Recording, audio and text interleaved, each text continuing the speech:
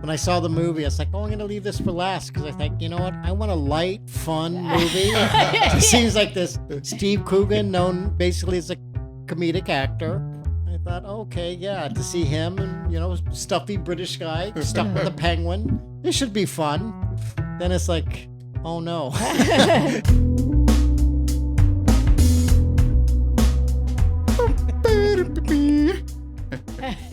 Where am I? Okay. Hello. So welcome to What the Flicks podcast, episode 82. 82? Yeah, 82. I'm Susan Ayers. I'm Lon Shima. I'm Patty Smith. Jorge Sanchez. Yeah, as you can see, Patty's joining us by Zoom today. She's a busy girl, places to go, people to see. So our movies this week are Paint, Sinners, Kneecap, Penguin Lessons, and Fandango. This week is my movie. And my movie is Penguin Lessons. It's 2025. It's a comedy drama. Peter Cattaneo, director, and starring Steve Coogan with Jonathan Pryce. Okay.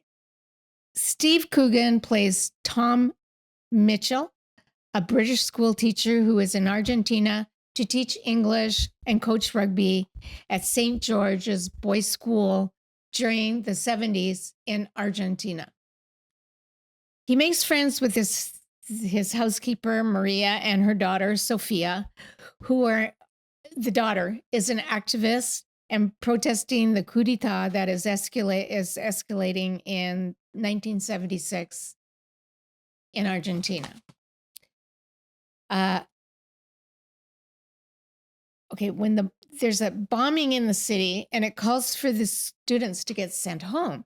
So he and the science teacher, Tapio, who's played by Bjorn Gustafsson, takes a trip to the neighboring Uruguay. They have to get lost for a week. And they also tell him, spend your money like right away. Because if you don't spend your money right away, the inflation is going so high, it'll be worth nothing by the end of the week. So they go to Uruguay. Tom meets this woman named Karina at a dance club, and they find an oil slick on the beach. They're walking on the beach, and they find this oil slick that has killed 7 Magellanic penguins, except for one. Karina insists that they take the penguin back to his hotel room, and they try to help it. They get it cleaned up, but it turns out Karina is married and regrets her moment of craziness with Tom, and she has to leave Tom and the penguin with Tom. So he tries to get rid of the penguin. He tries to release the penguin to the ocean, but the penguin is having none of it. He decides to try the zoo, but after he sees the conditions in the zoo, he's like, I can't do that. So he doesn't do that. Tom accepts that he must adopt this penguin. However, this could be problematic as he lives at the school. Penguins are very stinky, but Sophia and her mother, Maria, fall in love with the penguin and help him with his secret. They call the penguin Juan Salvador. The really great part of the movie, besides the penguin, are the boys in the class. They have absolutely no interest in his class and basically just ignore him. Tom decides to use the penguins to get the boys' attention, and of course, it works. He tells them if they're pay attention, that they can feed the penguin after, and they're like, he goes, is that okay? It's like, yeah, that's great, right? So they pay attention. This is a true story and actually quite complicated. Being a foreigner in a country that is in a political turmoil is probably more than he bargained for. He was just looking for a job, and he's kind of that kind of guy. He's really not trying to get involved with any of this. He's not a hero. But as the movie goes along, just by becoming involved with this penguin, involved with these children, and involved with Sophia and her mom, right? He begins to grow and mature. He starts caring about people and the penguin. And this always makes one life more complicated, but also more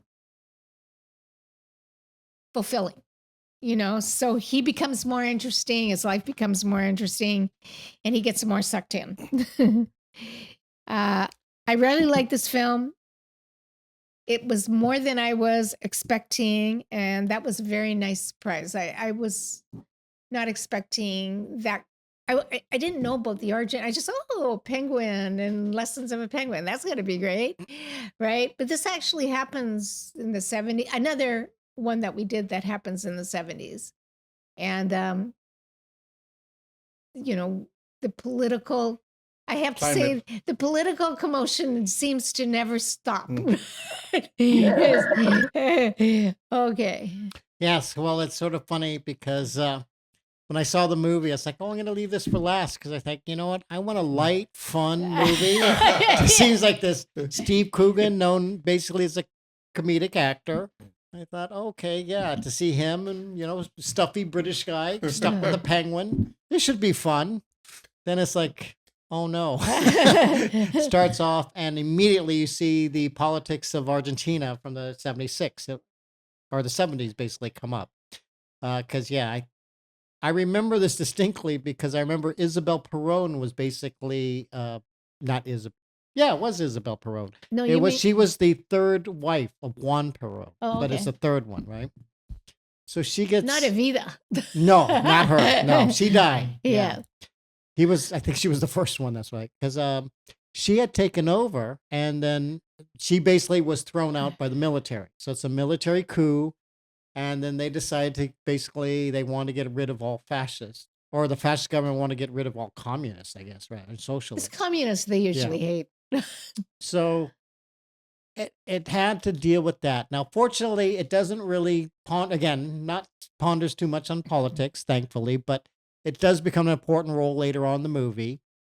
But, Steve Coogan, I don't know if you remember, he was in The Lost King. Remember the one? Yeah, he was the husband. Yeah. Exactly, right. Yeah. So, again, he's playing, I think, this wonderful little role. You could tell he sort of doesn't like people. He just wants to go and do what he wants to do, and regardless of everything else. So He's quite selfish and immature. oh yeah, but like I said, but you could tell, but in that intellectual kind of style, right? So when, like you said, the Tapio character makes me laugh because he obviously is lonely. The first thing he asks is, "Oh, do you have vodka?" Right? To the teacher. He goes, "Well, I have gin." So they start drinking. You could tell he's sort of a lonely kind of person who wants to talk to people. And, Tom Michel, he does nothing. He wants nothing to do with the guy, but, he still says, okay, come along and everything. And then he gets involved with his sort of, I'm assuming, housekeeper. She's cooking a meal at first when he Maria? meets her. Maria, exactly. She's played by Vivian El Haber. I think Maria is such a great character. I She really was a like great her. I think the actress was probably a little bit younger that she's supposed to portray, but that was fine. I had no qualms with that. But it is his relationship with Sophia, because Sophia sort of goes on a rant every now and then to him about, the way people are treated, da da da. But he says, once he gets into an argument, he says, "Oh, will you stay for dinner? I'll make it." Because he says he likes a good argument. And I thought, oh, how interesting. See someone who's open, that like having an argument about politics or what your beliefs are should be non-threatening. Well, he is an educating person. Exactly. So, Well, yes. but of that ilk, you could tell, because even the headmaster told him, oh, and by the way, leave your politics, your personal beliefs, everything outside. You do not bring that in here, which he obviously sort of follows. But then, like I said, coming back from the trip, he's got the penguin. He's got to take care of a penguin. Maria and Sophia sort of like really help him out doing that. They sort of get behind him on that. But it just is sort of odd little film because I kept thinking, okay, maybe it will get funnier, or maybe we'll do this, or maybe we get that. That's the comedy story. But it doesn't quite get there. I'm waiting for the laughs. I thought, so it's like, oh my God, it really is not going to be a funny movie. And the penguin is almost secondary. It's really sort of interesting. So I have to admit, and showing you a portrayal of those times because I, oh yes, when I guess he's taking the penguin to the zoo, right? Yeah, well, he's trying to get rid of it. But he has it in the bag. He's even has a gun put in his face, telling him what's in the bag. Like we're afraid, because of all the terrorism that the communists are causing, I guess, or all the people rebelling against the government. And then, they're having all these disappearances, and I was telling Susie, if you want to see a good movie about that, there's 1984 movie, I think, called The Official Story. Won the Academy Award for Best Foreign Language Film. It dealt with the aftermath of that, of like all the people who were disappeared. And, it's sort of weird because we've done several films now about that Absolutely. subject matter in, of course, South America, Yeah. Brazil, Argentina, So this is not an uncommon thing, apparently. But it is sort of a fascinating look at, the politics of the time of the 70s. It's sort of funny because I don't even think you just wonder if his relationship with the penguin is what emboldens him to sort of stand up for everything. It's really sort of a fascinating kind of look because even as what he does, because his penguin attracts the attention of somebody who's sort of a high up official that he does have a confrontation with. Because like I said, he's not afraid of competition. He thinks that, but he also understands what happens to him of, okay, I'm not in England anymore kind of thing. So, I thought it was a good movie, but like I said, it's like, okay, be prepared. What I think, and I agree. See, it's like your movie, Patty, right? You're expecting one movie and it's not that movie.